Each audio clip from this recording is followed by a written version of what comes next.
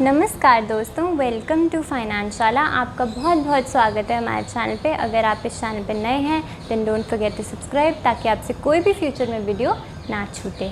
चलिए दोस्तों, टॉपिक शुरू करते हैं। मगर टॉपिक शुरू करने से पहले एक बहुत बड़ी अनाउंसमेंट जो है मुझे करनी है, वो ये है कि हमारे 2 चैनल्स हैं और अभी तक दोनों ही चैनल्स में फाइनेंस या एसेट एलोकेशन या म्यूचुअल फंड जैसी इंपॉर्टेंट इन्फॉर्मेशन जो है दोनों चैनल्स में समझाई जा रही थी। मगर अब से फाइनेंस वाला जो हमारा चैनल है वहाँ पे आपको स्टॉक रिलेटेड वीडियो जो है सिर्फ वो देखने मिलेंगी। यानी कि अगर आपको स्टॉक्स के बारे में जानना है कि आपको डायरेक्ट इन्वेस्टिंग कैसे करनी है, कैसे शुरू करना है, कौन से स्टॉक्स अच्छे हैं, वैल्यू इन्वेस्टिंग, मोमेंटम इन्वेस्टिंग जैसी इंपॉर्टेंट चीज़ें समझाई जाएंगी। और जो हमारा दूसरा चैनल है जिसका नाम है इन्वेस्ट करो राइट, उसमें आपको म्यूचुअल फंड्स, एंजल फाइनेंसिंग जैसी अभी जो टॉपिक जैसे चल रहे हैं वही सब चीज़ें समझाई जाएंगी। सो आप अपना देख लीजिए। अगर आपको स्टॉक्स के बारे में सीखना है तो आप वो भी सब्सक्राइब कर सकते हैं चैनल। एंड अगर आपको सिर्फ म्यूचुअल फंड्स तक ही रुकना है तो आप इन्वेस्ट करो राइट में रह सकते हैं। दोनों चैनल्स का मैं लिंक जो है वो डिस्क्रिप्शन में डाल दूँगी, आप दोनों चैनल्स को चेकआउट कर सकते हैं। एंड ये सारे चेंजेस नेक्स्ट वीक से आपको देखने मिलेंगे। चलिए शुरू करते हैं विदाउट वेस्टिंग टाइम आज का टॉपिक। आज हम डिस्कस करने वाले हैं मार्केट क्रैश को, और मार्केट क्रैश में क्या करना चाहिए अगर हमारे पास लमसम पैसा पड़ा है तो कैसे इन्वेस्ट किया जाए उसको। ओके, अब वो शुभ घड़ी दोस्तों आ चुकी है। मार्केट जो है वो धीरे धीरे करेक्ट होने लग गया है। रोज़ जो है वो डाउनफॉल दिखा रहा है। इतने टाइम से न्यू इन्वेस्टर्स बोले थे मैम पैसे पड़े हैं, लमसम है, कैसे करें, कहाँ करें, अभी कर दें। उस टाइम तो मौका नहीं था, मगर अब वो मौका आ चुका है। प्रीवियसली भी आपने देखा होगा जब बजट का दिन था या जब गवर्नमेंट सिलेक्ट होनी थी वो दिन था, कितने सारे आपको उस दिन कितनी सारी करेक्शंस आई, कितनी मार्केट गिरी, मगर उसी दिन रिकवर भी हो गई या वी शेप रिकवरी जो है आपको मार्केट में देखने मिली होगी। ये यही बताता है कि मार्केट में बहुत लिक्विडिटी है, बहुत सारे नए इन्वेस्टर्स इच्छुक हैं मार्केट में आने के लिए। बहुत सारा पैसा जो हमारे रिटेल इन्वेस्टर्स हैं या DIIs हैं, उनके पास बहुत पैसा पड़ा है मार्केट में लगाने के लिए। अगर एक तरफ ग्लोबल सेंटिमेंट ख़राब भी होता है, FIIs बेचते भी हैं, तो भी हमारी डोमेस्टिक मार्केट रेडी है उस करेक्शन को पूरी तरीके से अब्जॉर्ब करने के लिए।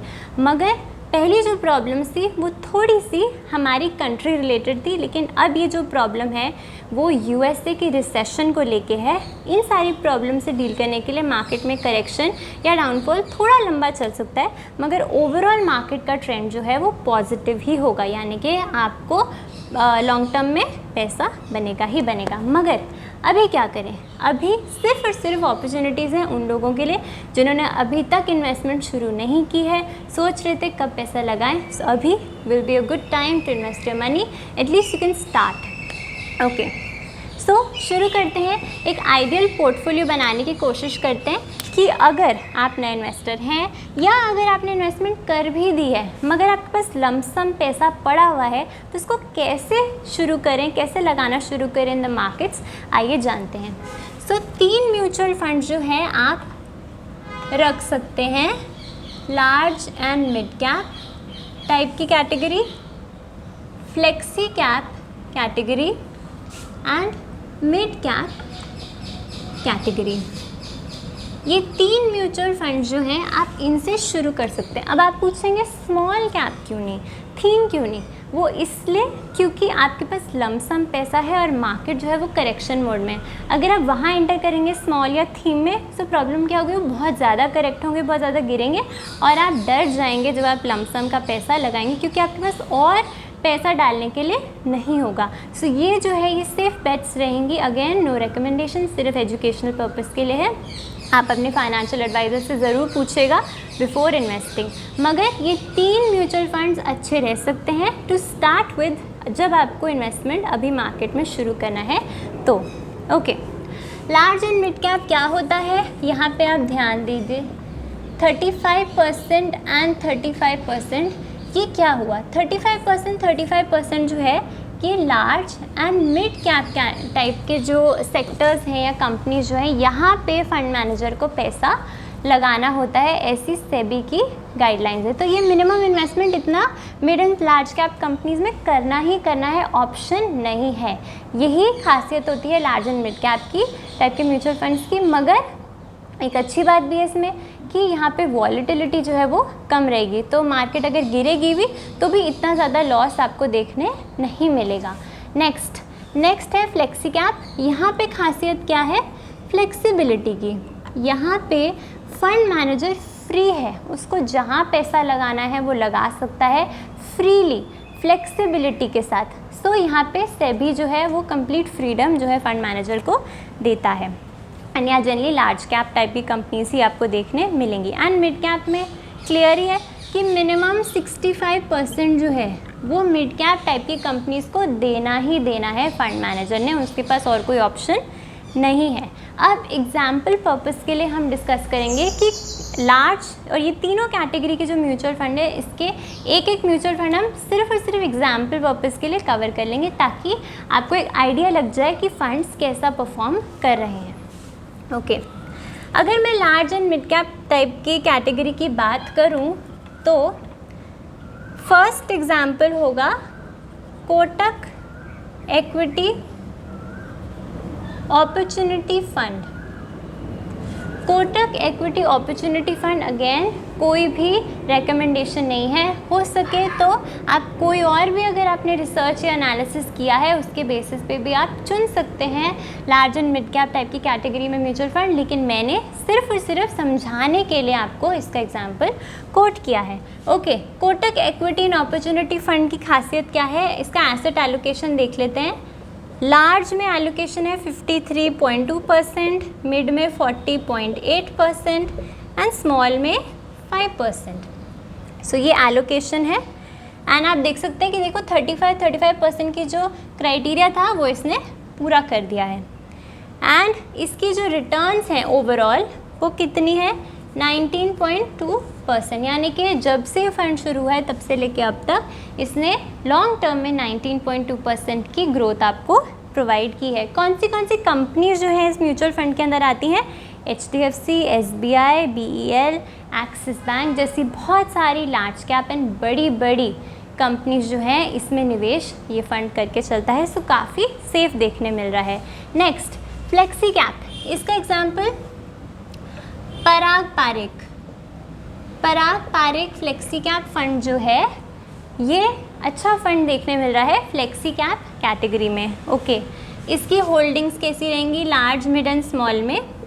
सो लार्ज में 56%, मिड में 7.5% एंड स्मॉल में 7% निवेश है इस म्यूचुअल फंड का। अगर मैं बात करूं सेक्टर वाइज या कंपनी की एलोकेशन वाइज, ऐसी होल्डिंग्स देखने मिल रही हैं। ओके, कौन सी कंपनीज इस म्यूचुअल फंड के अंदर आती हैं? सो HDFC bank, power grid, Bajaj holding, ITC, ICICI जैसी बड़ी लार्ज कैप कंपनीज़ में इस फंड का निवेश है। सो डरने वाली और घबराने वाली बिल्कुल भी बात नहीं है। मार्केट क्रैश हो या ऊपर जाए, इन कंपनीज़ ने अच्छा परफॉर्म करना ही है।